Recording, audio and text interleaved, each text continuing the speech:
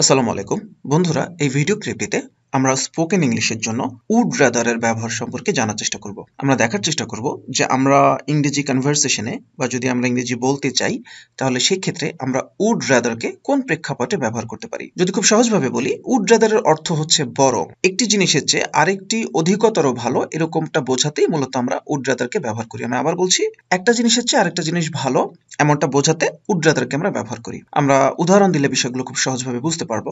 যেমন এখানে বলা হচ্ছে I would rather work at home, আমার বরং বাসাতে কাজ করা ভালো। তার মানে হচ্ছে যে আমার সামনে আরো দু একটা অপশন আছে। আমি চাইলে বাসায় কাজ করতে পারি, চাইলে বাড়ির বাইরে যেয়ে কাজ করতে পারি, আমি চাইলে অফিসে কাজ করতে পারি বা অন্য কোনো জায়গায় কাজ করতে পারি। তো অনেকগুলো অপশন আছে বা একের অধিক অপশন আছে।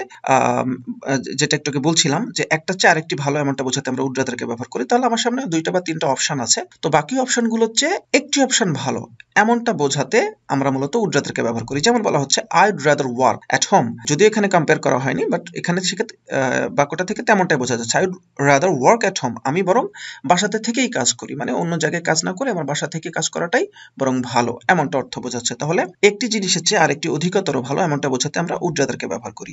এরপরে আমরা পরের সেন্টেন্সটা যদি দেখি, Sanvi would rather study than play. এখানে দুইটা জিনিসকে আমরা কম্পেয়ার করেছি, একটা আমার হচ্ছে স্টাডি, একটা হলো প্লে।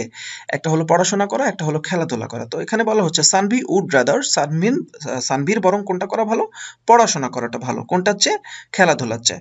তাহলে খেলাধুলার চেয়ে পড়াশোনা করাটা অধিকতর ভালো এমনটা বোঝাতে আমি ব্যবহার করছি would rather. Sanvi would rather study, সানভির পড়াশোনা করাটা ভালো দেন প্লে, খেলাধুলা করার চেয়ে, এটা বোঝাতে আমরা ব্যবহার করছি। তাহলে একটা জিনিসের চেয়ে আরেকটি অধিকতর ভালো বোঝালো এখানে। এর পরের যে সেন্টেন্সটা আমরা দেখতে পাচ্ছি, he would rather not go out tonight, he would rather not go out tonight, তার আজকে রাতে বাইরে না হওয়াটাই ভালো, বরং বাসায় থাকা ভালো, বাইরে না যাওয়াটা। বাইরে যাওয়াটা তার সামনে একটা অপশন এবং বাসায় থাকা তার সামনে একটা অপশন। তো বাইরে না যেয়ে বরং বাসায় থাকাটা ভালো এমনটা বোঝাচ্ছে। আরেকটা বিষয় মাথায় রাখতে হবে, যদি উড রাদারকে আমরা ব্যবহার করি কোনো বাক্যে আর সেটাকে যদি নেগেটিভ করতে হয়, তাহলে জাস্ট উড রাদারের পরে নট ব্যবহার করলে বাক্যটা নেগেটিভ হয়ে যাবে। আবার বলছি, উড রাদার ব্যবহার করেছি এরকম কোনো বাক্যে বাক্যকে যদি আমরা নেগেটিভ করতে চাই, তাহলে উড রাদারের পরে শুধুমাত্র একটা নট ব্যবহার করলেই বাক্যটা নেগেটিভ হয়ে যায়। তো যেটা বলছিলাম, he would rather not go out tonight, তার আজকে রাতে বাইরে বের না হওয়াটাই ভালো হবে এমনটা বোঝাচ্ছে। এরপরে যে সেন্টেন্সটা আমরা দেখতে পাচ্ছি, we would rather die honourably than bear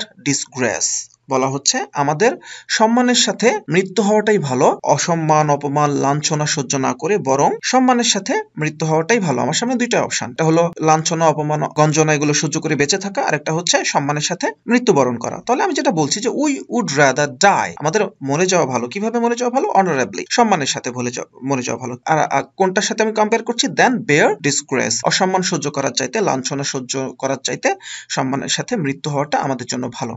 তার মানে হচ্ছে যে উড রাদারকে আমরা একটা জিনিসের চেয়ে আরেকটা ভালো এমনটা বোঝাতে বা একটা চেয়ে আরেকটা অধিকতর ভালো এমনটা বোঝাতে আমরা উড রাদারকে ব্যবহার করি। আরেকটা বিষয় মাথায় রাখতে হবে যে উড রাদারের পরে ভার্বের বেস ফর্ম হবে।